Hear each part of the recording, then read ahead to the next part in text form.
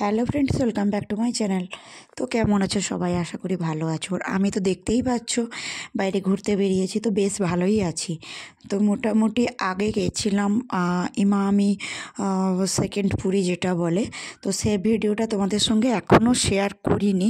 আসলে ভিডিওটা একটু এডিট করা হয়নি। তারপর চলে এসেছিলাম ক্ষীরচোরা গোপীতে। শুনেছি, আমি আগেও দু একবার এসেছি, তো শুনেছি এখানকার ক্ষীর খুব বিখ্যাত। হ্যাঁ, সত্যিই বিখ্যাত, যা শুনেছি ঠিকই শুনেছি। আর এখানকার ক্ষীর খুবই টেস্টি হয় খেতে। অ্যাকচুয়াল মানুষজনের মন্দির যে খুব একটা বড় তা কিন্তু নয়। এই যে আমরা এখন মন্দিরের গেটের ভিতর প্রবেশ করছি, অ্যাকচুয়াল এখানকার ক্ষীর কিন্তু সত্যিই প্রসিদ্ধ। এবং এখানকার ক্ষীরের আরেকটা বৈশিষ্ট্য আছে, যেটা হলো দীর্ঘদিন থাকার ফলেও নাকি এখানে সায়েন্টিস্টরা কোনো জার্ম বা ব্যাকটেরিয়া কিন্তু খুঁজে পাওয়া যায়নি। আর এই যে দেখছো না, একটা দেওয়ালে কিন্তু একটা সিংহাসনের মতো করা আছে। অ্যাকচুয়ালি এই আগে যখন একবার এসে দেখেছিলাম, এই পুরো দেওয়াল জুড়ে কিন্তু মানে ভগবান শ্রীকৃষ্ণের নানান অবতার কিন্তু এখানে খচিত ছিল। বাট এবারে গিয়ে দেখছি কিন্তু সেগুলো সব দেওয়াল থেকে ভেঙে দিয়েছে, এই একটাই সিংহাসন মাত্র।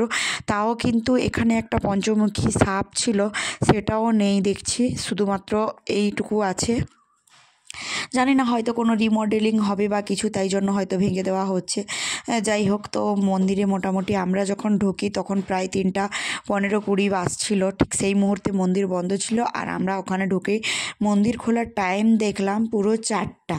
তো আমরা এতক্ষণ কি করব, কোথাও না কোথাও কাটাতে হবে। আর বাইরে যা রোদ গরম ছিল, মানে বাইরে কাটানোটাও টাফ ব্যাপার ছিল। তো চলো আমরা কোথায় কাটালাম সেটাই এবার তোমাদের সঙ্গে শেয়ার করব। আর এই যে আমরা মন্দির বন্ধ দেখে রীতিমতো একটু মন মেজাজ খারাপ করে ঘোরাঘুরি করছিলাম। তো দেখো, এই যে আমরা কিন্তু মন্দির বন্ধ দেখে কোথায় এসে টাইম কাটাচ্ছিলাম। একটা মন্দিরের সাইডে তোমরা গেলে কখনো বা যারা গেছো তারা জানবে, দেখবে মন্দিরে গেটে ঢুকতে বাম দিকে একটা পুকুর আছে, ওটা সান বাঁধানো ঘাট আছে। ওই পুকুরে না, অ্যাকচুয়ালি ওটা ভিডিও করিনি, তবে একটা কথা তোমাদের এইখানে বলে রাখি।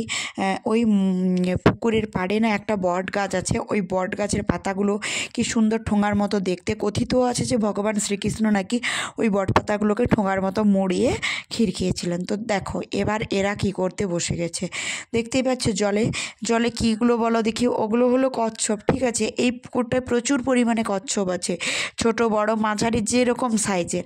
আর এই যে একটা দুটা যেই ভাসতে শুরু করেছে, অমনি ছেলে ভাইঝি আর তোমাদের দাদা ভাই এরা কি করেছে, বিস্কুটের প্যাকেট কিনে নিয়ে এসছে। আর বিস্কুটের প্যাকেট কিনে নিয়ে এসে এদেরকে টুকরা টুকরা করে খেতে দিচ্ছে। আর এগুলো কিন্তু এতটাই মানুষ চিনে গেছে,